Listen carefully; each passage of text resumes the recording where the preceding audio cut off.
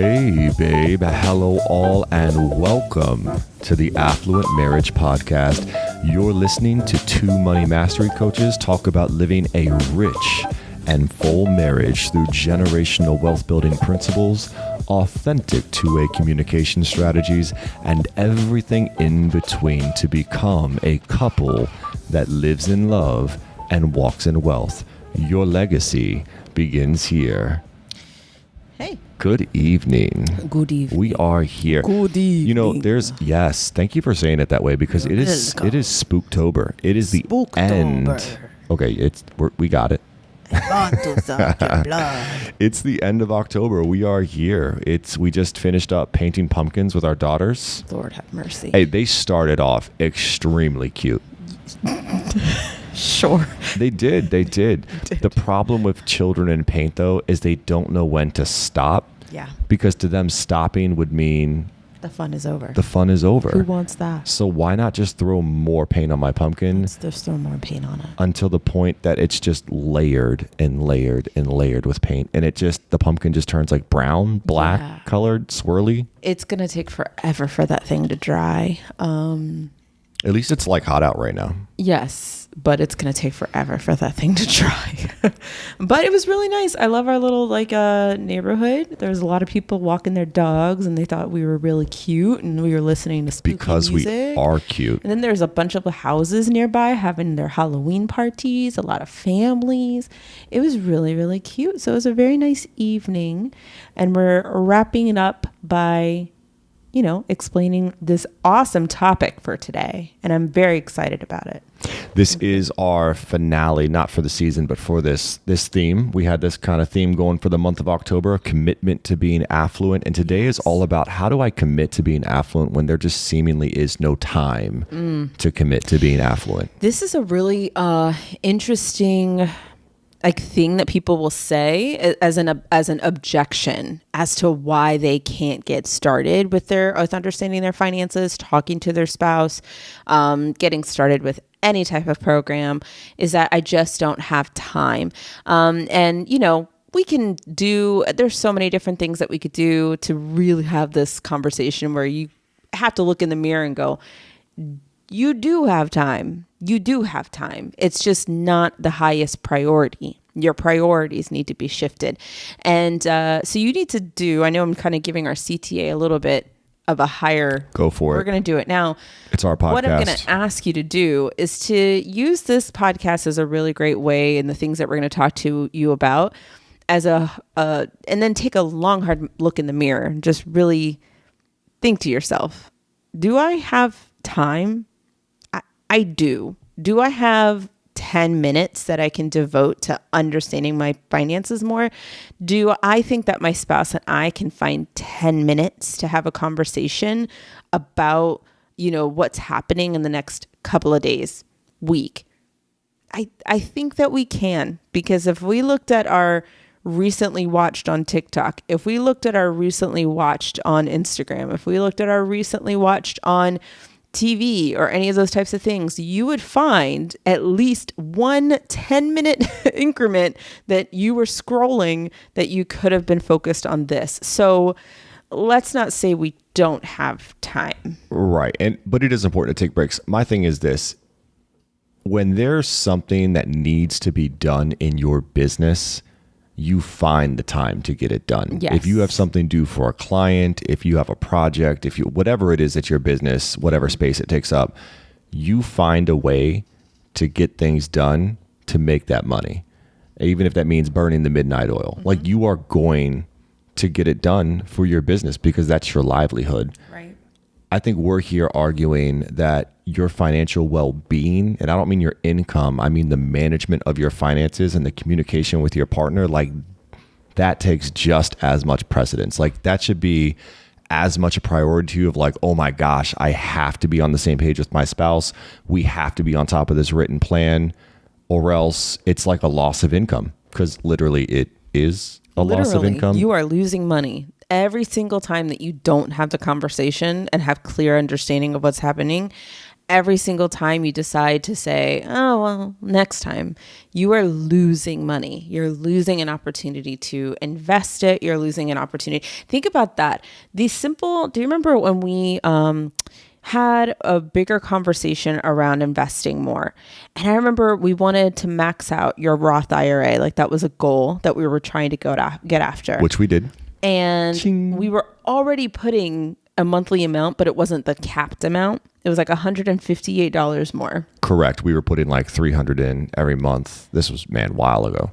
And then we decided, all right, how much do I need to put in every month to max it out, which would be like an additional, $158 a month. So we had this conversation where we were like, okay, we keep putting it off because there's all these other things that we're trying to go after. We have to make it has to be on our budget, this additional $158. It has to be something that just becomes a part of our routine, that you have to pay this extra so that you can cap that Roth IRA. I would love to. I wish that I could probably do it from my phone so then it's not distracting because you'll hear the keyboards. How much money we gained or how much money we could have lost looking at it from that not lens. having that conversation, because we were putting it off. Like when I tell you we were putting it off, and there was no reason to put it off. It was just, it was always it was one of those things where we were able to focus on the vacation, the savings accounts, all that other stuff, the normal investments. And we were okay with the 300. And then it was just kind of like, wait, we have all this excess money and we've been using it on all these other things. Stop. We should probably focus on investments. And we were like, yeah, we should do that. And then we would get back into a regimen of things and it wasn't taking priority. And then one day we were like, stop, we have to do this. Let's actually get into the account. Let's understand how to do this. And that took time, right? But once we did it, it was just like, okay, every single month, it has to happen. And I'm very curious to see how much money between now and like 65 we could have lost by not having that 10-minute conversation. A really great way to look at that. I'm going to look it up right now. Quote, go for that. A really great quote that aligns with everything you just said is one that I've talked about much before. It's from Thomas J. Stanley, Millionaire Next Door. And in Millionaire Next Door, which is a book all about this author who studied millionaires across America, like went to millionaire after millionaire after millionaire and interviewed them and asked them questions, gathered data, put it into a book that we can research and study and see how millionaires live and the decisions that they make and find out just facts about millionaires. And he found that millionaires have discovered, and it basically, if you and your partner are not financially oriented in the same direction, you will never accumulate any significant wealth. So you have to find the time to orient yourself with your spouse. You have to find the time to work on your written plan, to actually go in and do those investments that you've been putting off. Because if you don't find the time to orient yourself and align with your partner, you're never going to accumulate any significant wealth. You're going to lose so much money that was potential that you could have gained. So I see you looking at your phone here. Talk to us. Oh my gosh. This is going to be a snippet that we're totally going to put on like socials because it has to be heard. Okay. That 10-minute conversation that we needed to have about maxing out your Roth IRA years ago, that we were like, oh no, it just wasn't a priority. That conversation took us 10 minutes to dig into our like retirement, getting into the back office of it, figuring out like, okay, $158. So how much, if we didn't have that conversation and we kept putting it off over and over and over again, how much that could have cost us over the next 30 years or 35. So 65, 30 years at a return rate of 8%, which I think is very fair. That's very fair because it's low. Like that's on the lower end. Compounding annually. I want to make sure I'm saying all this correctly. We're just putting $158 starting at zero, right? So we're just saying just this $158 compounding at the beginning of each, I don't know, hold on. Let me do this. You said it's a 30-year Yeah. Let me make sure. Period. I'm going to make sure to do a contract at the beginning of each, month. Okay. Every month. Month. I just want to make sure I'm putting it in the right. Guys, if you don't know about this, for 30 years. Is the investment calculator. Okay. I'm going to say it again. I got really excited because I need to make sure. Drum roll, please. That 10-minute conversation that we would have avoided to not cap on your investments, on your Roth IRA, 30 years, 8% return rate, compounded annually, $158 a month, would have been $222,550 that we would have flushed down the drain had we not had that conversation, had we not sat down and said, we've got to do this now. 222 grand. That's a very expensive 10-minute conversation. That's a life-changing 10-minute conversation that you and your spouse are refusing to have because what? We can't find the time. What? Right. What? You have to make the time. So you have to make the time. I would make the time for almost 250,000. Yeah, that's a life-changing amount of money. That's crazy. It is. So here, what we're going to do today is we're going to go down and basically for those people that are saying they don't have time because they're just up to their eyeballs in work, we're going to give you some tips. We're going to give you guys some strategies today to help you find time, things that you can do to stay on top of that written plan, to stay on top of communication with your spouse. So the first thing that you can do is automation, which is basically, it's a good and a bad thing, right? Mm-hmm. The good thing about automation is, like you said, we had this automation of $300 being pulled every month going to the retirement. And then we were so comfortable in that automation that we were like, it's going to be more work to go back in and change the numbers and get it up to where it would be to max it out. Like it was going to be work that we had to put forward. And we were just so used to the comfort of it just happening automatically, which is great because that's money that's going in automatically, but it took work to go in and to the back office and figure out how I want to invest that extra $158. Do I want to stay in the same account? So automation is a huge time saver because I'm not going in every month and manually inputting this data. It's doing it for me. Mm-hmm. Exactly. You want to get your finances to the point that it's mostly automated. I actually had a client who was scared of automation because she was like, I'm scared that I don't have enough. What if I don't have enough? It's just easier if I manually handle it. And that's a that's you acting in fear and scarcity instead of acting in abundance. What you are really scared of is, I don't know if I have enough left to be able to just spend on whatever I want to spend. To me, if you're actually doing the budget and you're syncing it up with your bank account, you can't possibly have that fear because you know the numbers, you know where every dollar is going every day of the week.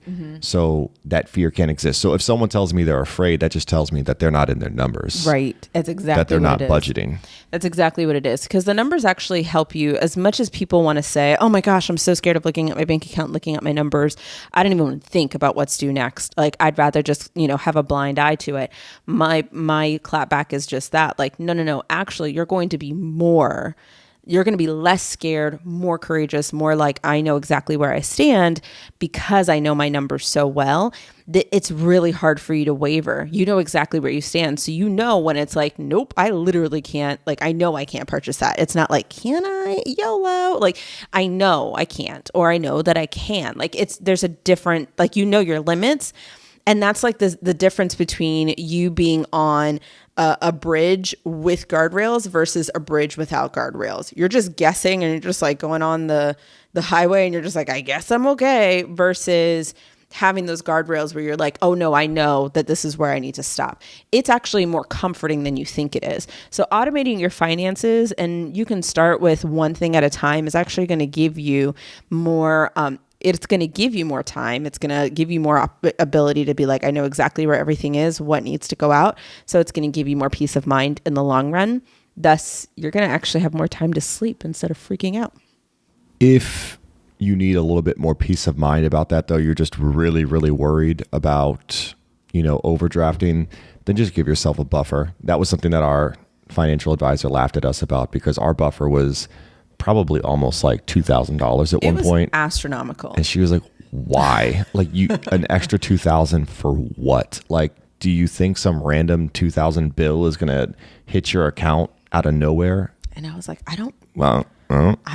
Like, so the point is, if you do have that fear, then give yourself a little buffer. Like give yourself a couple $100s as a buffer just in case.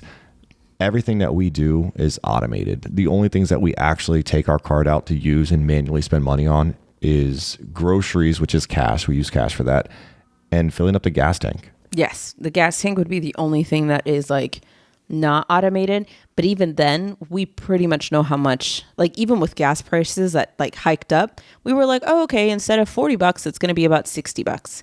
When we got our new vehicle, we were like, okay, it's going to go up to about $80. Cool.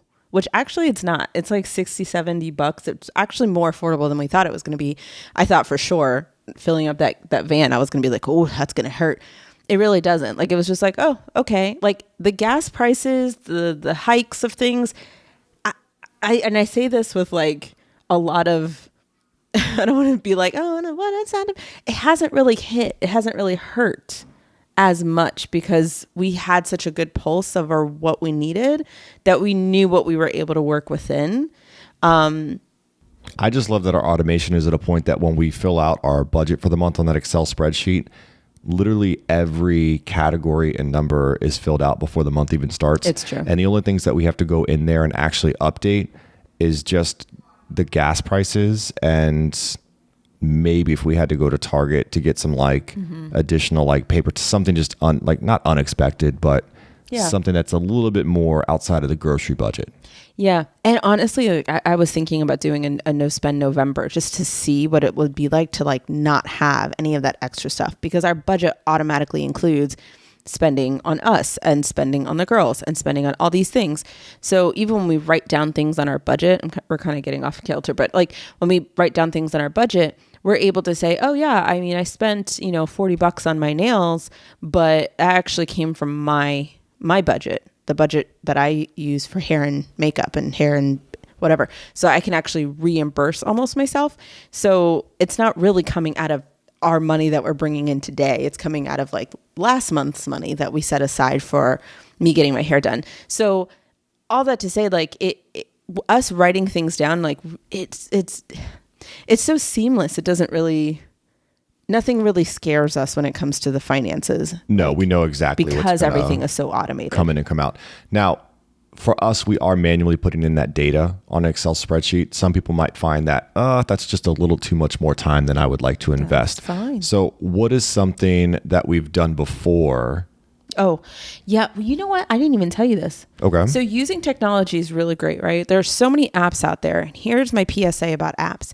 You can use an app. Apps are great. There are literally millions and millions of apps specifically designed to help you attach to your bank account, let you know where things are, and that's great. Here's the problem with those types of tools, though. They're so smart. They're so automated. They have so many bells and whistles, but you don't use it to the way that you decide works best for you. You think, oh, well, it's on there, and it tells me, oh, well, I spent too much here, but you don't actually do anything with that information. That's where you can't say, well, I have an app, good for you, but you haven't actually used it to your benefit. So use technology, but actually implement the strategies around it. So using technology apps, our favorite is mint.com, but did you know that mint.com is now evolving into what's it called, an investment or something along those lines, and you're not like, you can't do the budgeting feature anymore.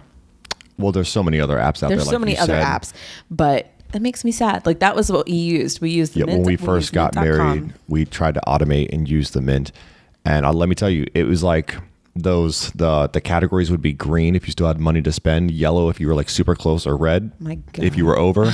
I mean, those first few months there was a lot of red. Like you would look at our Mint and it'd be like, oh, red, red, red, red, red. You were over on dining, you were over on groceries, you were over in entertainment, you were over on vacation, you were over on it's like, okay. There's so many things we could dive into about that and about why that was and how we got out of that. If you want more information about that, please let us know, because that is such a good learning curve that every single person who's managing their money is going to have to go through.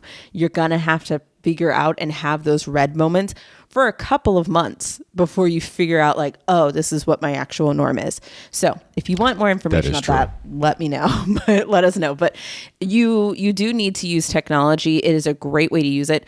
We love using Excel spreadsheets, but we started with using apps and using pen and paper. That's what we used to start. Now we have created our own like Excel spreadsheet with the help of our, advisors and other stuff. And we just kind of created a conglomerate that made sense for us. So it's going to evolve as you evolve, but lean on technology. All right. So we are trying to get you and your partner to work better together. We want you financially oriented in the same direction. Sometimes if your schedule is just absolutely jam-packed, you might have to delegate responsibilities. Kim and I do this often. We come together to talk about the budget maybe once, maybe twice a month, right? But that doesn't mean that we're not living in the budget and checking and updating. Every time, your thing, you love updating the income. I do.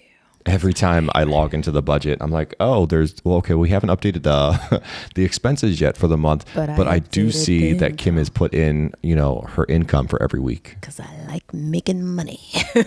No, it makes me happy when I do that. But delegating responsibilities, Reed, this does not mean that you say, you have your account, I have my account. You do what you want, I do what I want. That is not what we are saying. You are a team, but just like on a football team, everybody has Yes, talk football to me, Kim.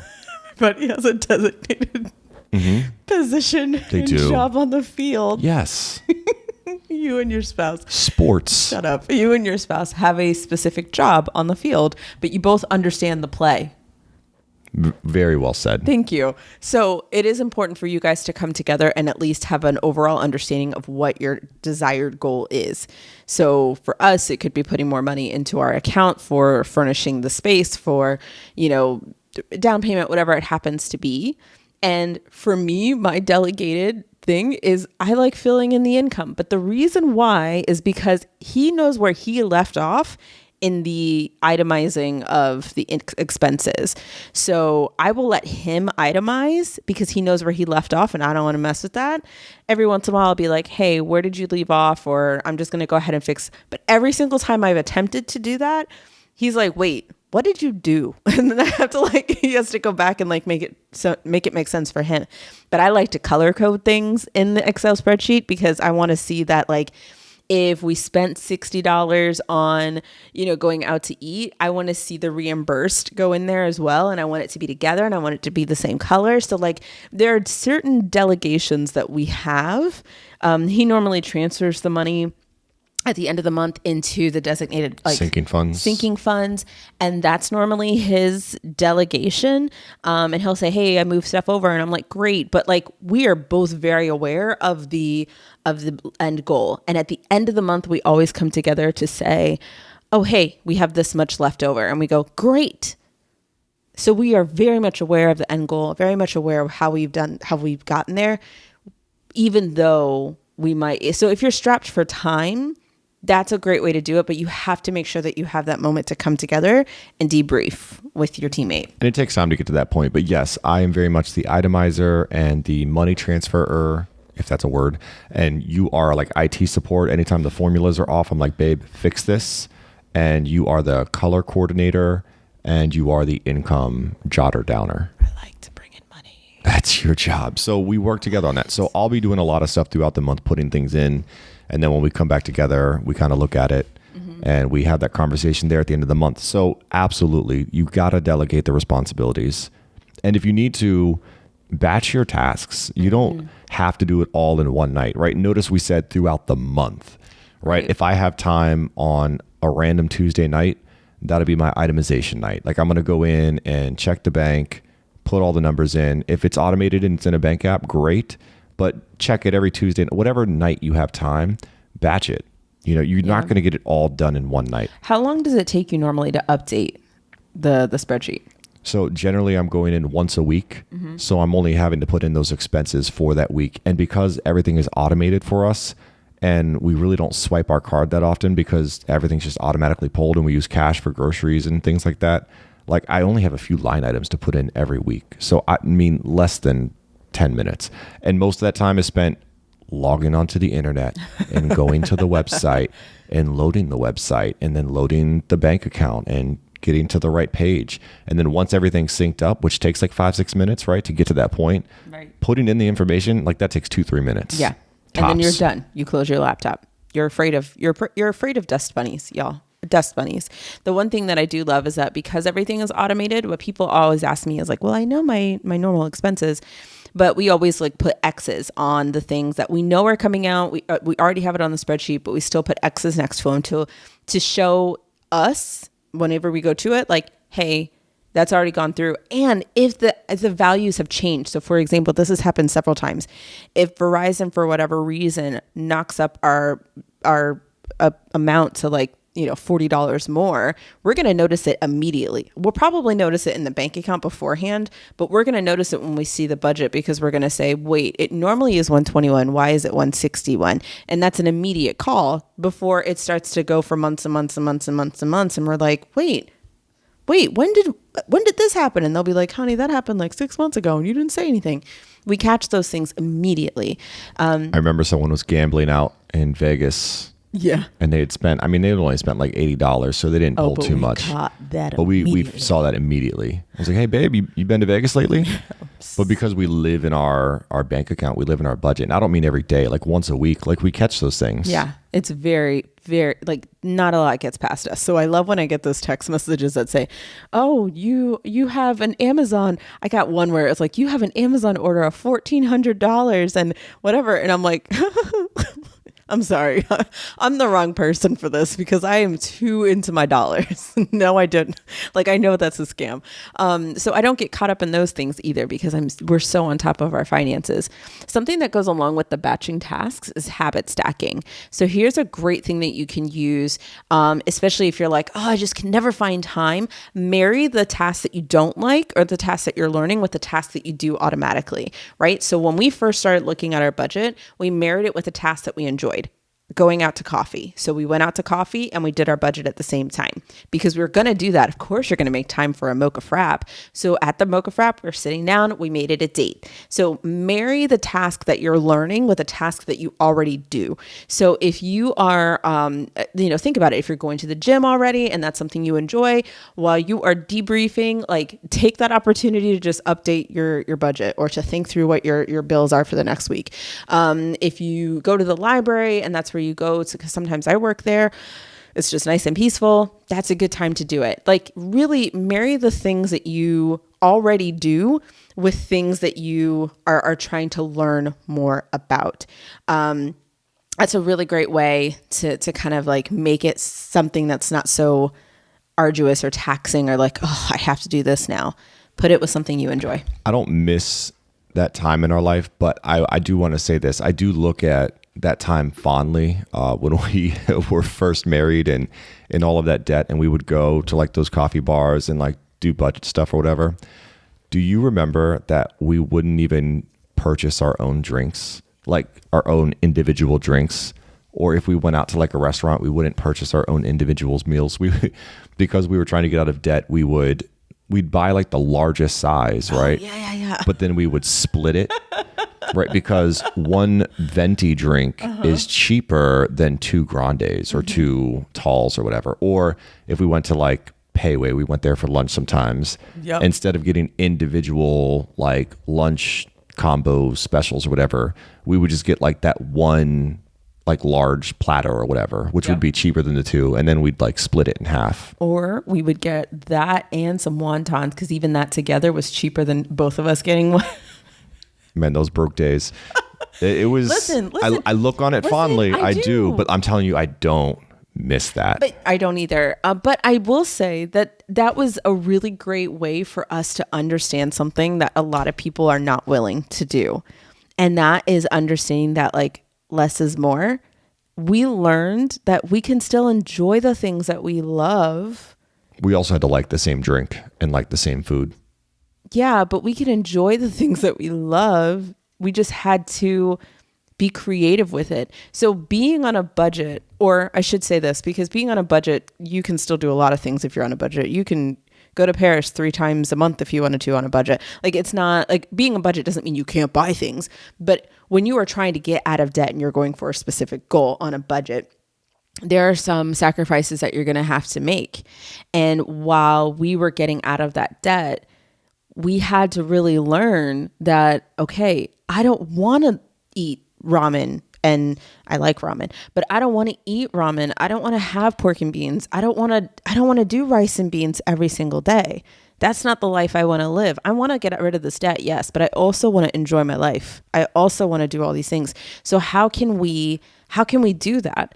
And that was how we figured it out. Like, okay, well, are we willing to get one meal and split it?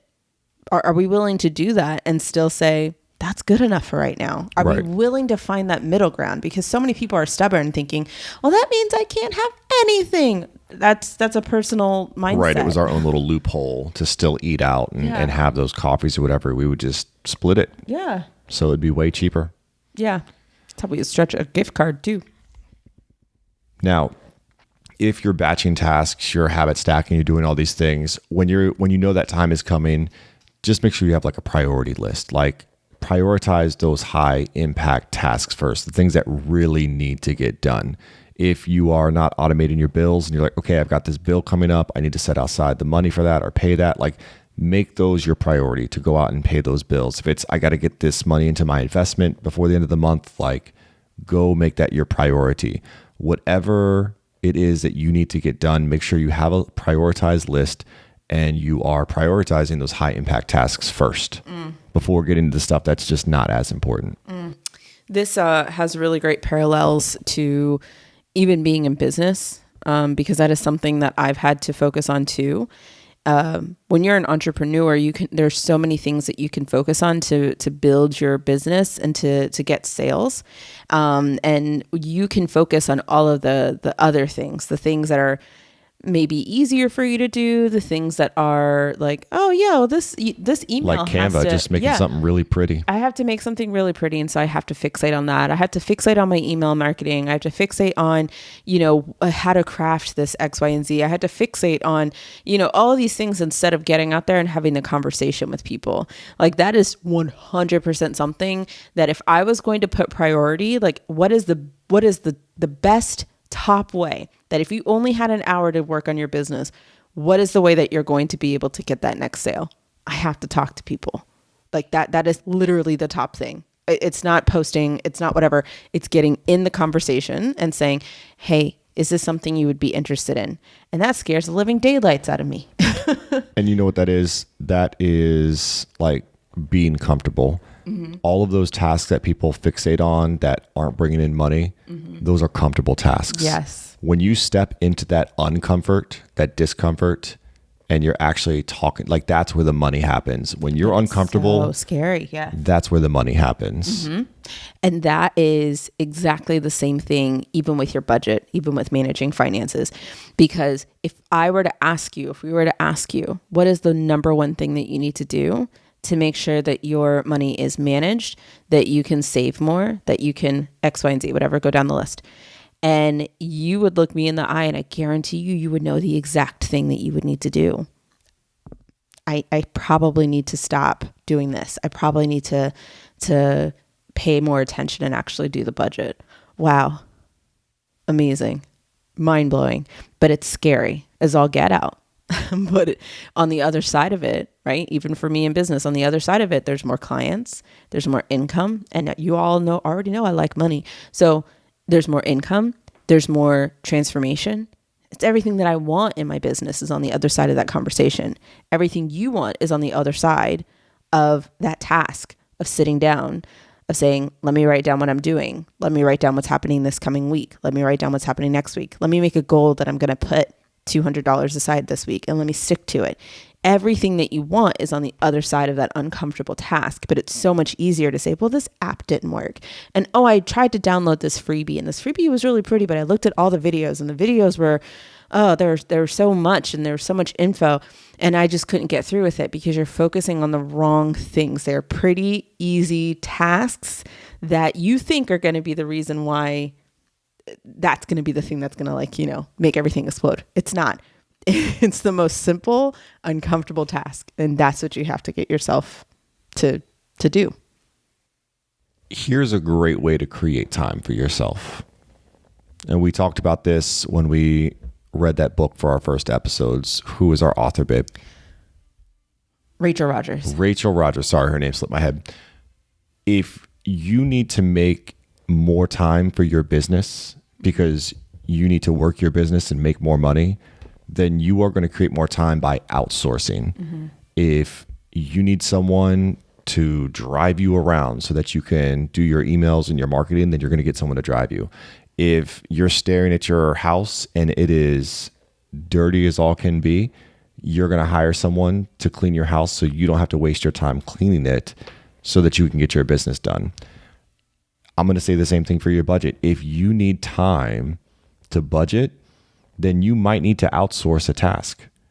Maybe it is like, and I'm not saying all day, every day, or every time, but maybe once a month, you have someone come out, clean your house, or once a quarter, you have someone, and I'll say once a month, come out and do your laundry. Or maybe it's like, dude, my kids are crazy. All right. On a Saturday, when you have your kids all day, hire a babysitter. Yep. You're home, you're available, but hire a babysitter even for just an hour, even for just 30 minutes, so that you have the time that you can focus not on your children who are destroying your house like ours do, but actually on that budget with your partner. Outsourcing. And let me be clear, like, if you want to, because I thought this is where you were going, but I do love this, right? Because that is something that creates more time for you to focus on the tasks that are the highest priority. But you have to think about it as a ROI, return on investment, right? If you use that time that maybe you go out for a date with your spouse and you hire a babysitter, and yeah, you have to pay them a certain amount to get that freedom. But if you use that time to not only reconnect, but have an understanding of what's happening in your finances, what's the ROI on that? We just told you at the very beginning of this episode, that 10-minute conversation that we were putting off that we finally did could have cost us over $200,000 because we're refusing to have that conversation. But when we did it, now that we have that to gain, is it not worth it? Because now it's not something we're thinking about because it's automatic. It's like it's already in there. So think about where you could be on the other side of that uncomfortable task where it feels like, ooh, this is going to be an investment to have someone to watch my kids, to pay for, we've done this before, additional hours of daycare because we were like, we need more time to focus on X, Y, and Z. To think about, oh, I'm going to go into a program. This is totally a plug for Kim and Dan. I'm going to go into their 3-month program. I'm going to learn how to have safe place conversations with my spouse, how to align our dreams and goals, and how to make our money align with that as well.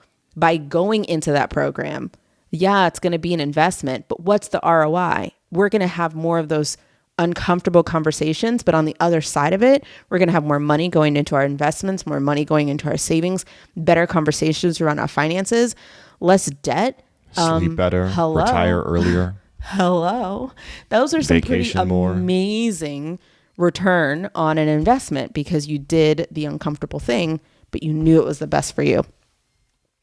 So the final thing that I want to say is just set realistic expectations for yourself, because as you're batching these tasks and setting priorities and outsourcing, like, just have realistic expectations of what you're going to accomplish in this time, because you're strapped for time. Maybe you have like 10, 15 minutes. Be realistic that maybe I can knock out one thing tonight. I can pay this one bill. I can put the money in this one investment tonight. I can itemize like 5 or 10 things tonight. Like, just be realistic. Don't think you're going to conquer the world in one night and you're going to knock out your entire written plan. You might not even have a budget. Maybe your one goal tonight is just, I need to just find a budget that works for me. I need to just do some research and just find a bunch of budgets. And then the next night, I'll actually look at those budgets. Mm-hmm. And then the following night, I'll actually pick one. And then the following night, I'll actually start trying to like put my numbers in. Like, you've got to break it up and set realistic expectations for those times that you have. Yes. I'm just kidding. I was going to say, do you agree? I agree. 100%. How many times do I meet people who are like, I'm good. I just need one session. And I think everything's going to fall into place with that one session that you give me. That's all I need. And I'm like, honey, if that's all you really needed, you wouldn't need me. If you just needed one session, you would have been able to answer your own question by now, or you would have been further along with some of these goals. You need more, like, you need to set realistic expectations. That tiny little thing that you think is not, it's just it's good. it might be bigger than you think it is. So set realistic expectations, one bite at a time, right? How do you eat an elephant? Not that I advise that, but how do you eat one bite at a time? How do you eat that huge banana sundae? One bite at a time. Those Mickey beignets. Those Mickey. One ear at a time. Oh, that's an inside joke. Now, what's an inside joke? I'd like to know one day. As we're, let's see, let's wrap this up, and then I want to talk a little bit about where we're going. Okay. All right. So look, remember, even small steps towards better money management can have a huge impact, as you talked about at the start of this episode, on your financial well-being. The key is to find those manageable ways to incorporate financial tasks into your busy schedule and maintain that consistency yes, over time. This is why realistic tasks are so important, or realistic goals are so important, because if they're not realistic, you're not going to keep up with them. Give me a CTA, babe. CTA, I said it at the beginning, I say it at the end. Let this be a really good mirror. I'm really hoping that this is something that you can look at and say, I do have time. I do. I'm choosing not to use my time wisely with the priorities that I have to, the highest priorities that are important to me in my future. I'm not using my time wisely. Be honest with yourself and find time that you can say, okay, this is what I need to do. Whether it's that I need to invest in that coach so that I can make time. Sometimes you just got to invest to make that time for yourself, because trust me, when you put some money on the table, you're going to show up because you want to make sure that you get that ROI, right? You're going to all of a sudden have all the time in the world to focus on that. Or it's that you're going to say, hey, I want to be able to put 5 minutes aside and I'm going to do the thing, right? Whatever it takes for you, let this be a mirror into your life. And really find that space to say, I do have time, and be honest with yourself. All right. I'm pumped because we have had a goal and a vision for this podcast since its inception, since it began. Mm-hmm. And we are going to be fulfilling that vision this week. So here we are. I just did the math on this. We're like 56 episodes that we've made for this podcast. Isn't that crazy that we've 56 episodes since April? Since April? We started in April? I don't know when. I could actually tell you that because I think we started in April. I have a timeline here. We started March 13th. March 13th. Wow. It's a very popular day. That's when the world shut down. Well, that was in 2020. But listen, so it's funny that's what's synonymous with that date. March 13th. For us 13th. It is. Now, yeah, it's different for probably other countries. But listen, our vision has always been to have this podcast be about living in love and walking in wealth, and being about couples and helping them, come together to find that financial harmony and that improved communication around money so that they can thrive and be successful and build that generational wealth. And that's what we're doing starting this week. So our podcast is still going to be the same content, but it's not just going to be our voice. You guys have had 56 episodes to listen to us, and you have access to our pocket coaching, our Millionaire Blueprint. So check that out if you want to hear more of our voice. But yes, you have enough of us. So it's time for us to, So what this podcast is going to turn into, you'll still have one-off episodes where you still hear our voice and we'll speak to our authority on different topics. But we really want to bring you other highly successful, high-achieving power couples who are doing incredible things. And we're going to talk to them about, what is their origin story? Where did they meet? And then going into communication and how are you guys communicating in your relationship? How are you problem solving? How are you working through these conflicts? How are you growing in business, maintaining this successful, business, but also work and personal relationship? How do you find that work-life balance? We're going to talk about the finances. We're going to talk about, how are you communication, delegating and batching tasks and finding time when there seemingly is no time. The stuff that we're talking about now in this podcast from our perspective, you're also going to hear it from other entrepreneurs' perspectives. So if you're sitting there and you're it's great hearing Dan and Kim talk, but they are money mastery coaches. I am a realtor, or I am a web designer, or I am a photographer, whatever you are, you're going to hear the perspective of photographers, of web designers, of all of those things, because we're going to bring in those highly successful entrepreneurs who are either dual entrepreneurs, them and their spouse are both entrepreneurs together. Maybe they each have their own business. Maybe one, like we used to be, has their business, and one's just like that supportive spouse who's just cheerleading and doing everything that they can to give them a platform. So you're going to get interviews from highly successful entrepreneurs, and we're going to show you how they are also living in love and walking in wealth, and you can too. I love this because there's nothing else that's going to encourage you more than hearing other people who are in your shoes, who have different stories, different origins, and are still getting to a desired goal that might mirror yours. So there's no longer the excuse that, oh, well, I can't do it because of blank, or, oh, it's easy for them because of blank.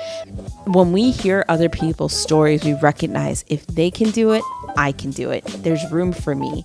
I can do the thing. There are other people who have accomplished the exact same things that I want to accomplish, and we want to use this platform to share that with you. I love it. Guys, go live in love and walk in wealth. Take care, y'all.